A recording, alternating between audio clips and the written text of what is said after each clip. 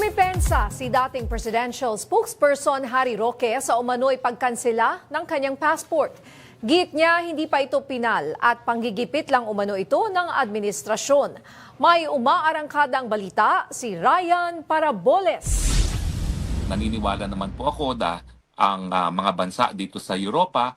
Naglabas ng video si Harry Roque matapos makatanggap ng court order na nagsasabing kanselado ang kanyang passport kaugnay ng mga kasong qualified human trafficking at inciting to sedition na isinampa laban sa kanya. Well, unang-una po, hindi pa po pinalyan. Kaya nga po ako'y nagtataka kung bakit lahat sila ay sinasabi na kanselado ng passport ko.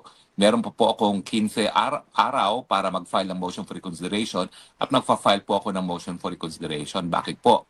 Kasi sa tingin ko, mali po yung reasoning ng hukuman. Git ni Roque, karapatang pantao ang paghingi ng asylum. Matagal na rin aniya siyang nag-apply ng asylum sa the Netherlands bago pa man lumabas sa mga kaso laban sa kanya. Nahaharap si Roque sa kasong qualified human trafficking. Kaugnay ito sa umano'y pagkakasangkot ni Roque sa operasyon ng iligal na Pogo Hub na Lucky South 99 sa Porac, Pampanga. Nadiskubre ng mga otoridad na si Roque umano ang tumulong para makakuha ng lisensya ang Lucky South 99. Noong May 2025 pa naglabas ng warrant of arrest ang Angeles City Regional Trial Court para sa kasong ito, habang ang isa pang kaso ay inciting to sedition na inihain ng NBI.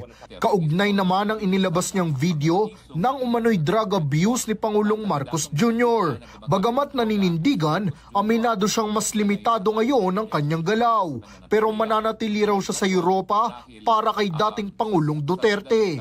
Ako si Ryan Paraboles ng PRTV News, nagseserbisyo para sa Pilipino.